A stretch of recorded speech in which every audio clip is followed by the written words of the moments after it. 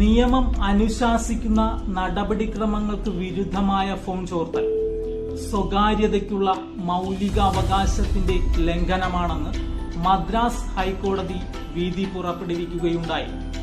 ഈ വിധിയിലേക്ക് നയിച്ച പശ്ചാത്തലം 2011 ഒരു ആദായ നികുതി ഉദ്യോഗസ്ഥന് 50 ലക്ഷം രൂപ കൈക്കൂലി നൽകിയെന്ന ആരോപണത്തിൽ എവറോൾ എഡ്യൂക്കേഷൻ ലിമിറ്റഡ് എന്ന കമ്പനി എംഡിക്കെതിരെ 1885 Indian telegraph act section 5 clause 2 പ്രകാരവും 1951 ഇന്ത്യൻ ടെലഗ്രാഫ് റൂൾസിലെ റൂൾ 419A പ്രകാരവും CBIക്ക് ഫോൺ ചോർത്തുവാൻ അനുമതി നൽകിക്കൊണ്ട് കേന്ദ്ര ആഭ്യന്തര മന്ത്രാലയം ഒരു ഉത്തരവ് പുറപ്പെടുവിക്കുന്നു.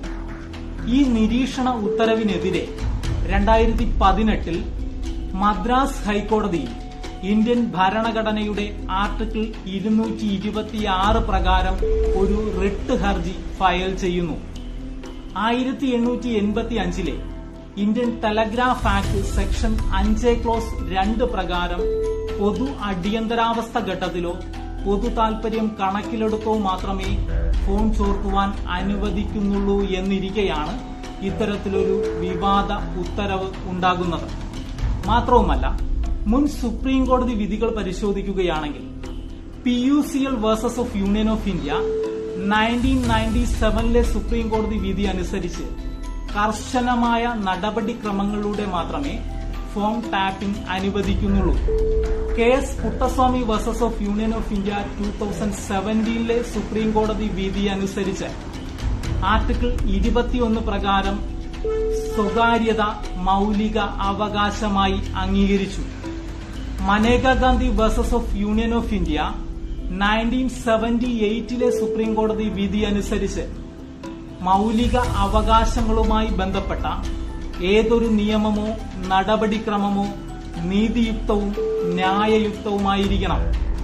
അപ്പോ നിയമവിരുദ്ധമായ നിരീക്ഷണ ഉത്തരവിനെതിരെ വ്യക്തി സ്വാതന്ത്ര്യം ഉയർത്തിപ്പിടിക്കുന്നതിൽ ഈ വിധി ഒരു നാഴികക്കല്ലായി മാറിയേക്കാം.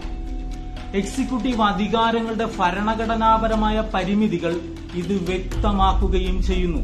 പ്രത്യേകിച്ച് ആധുനിക നിരീക്ഷണ സാങ്കേതിക വിദ്യകളുടെ പശ്ചാത്തലത്തിൽ ഇന്ത്യയിലെ ജനാധിപത്യ സ്വാതന്ത്ര്യങ്ങൾ സംരക്ഷിക്കുന്നതിൽ ജുഡീഷ്യറിയുടെ പങ്ക് ശക്തിപ്പെടുത്തുന്നു. ആർട്ടിക്കിൾ 21 പ്രകാരം സ്വകാര്യത മൗലിക അവകാശമായി പുനഃസ്ഥാപിക്കുന്നതിലൂടെ ഇത് വളരെ മഹത്തരമായ ഒരു വിധിയായി മാറുന്നു.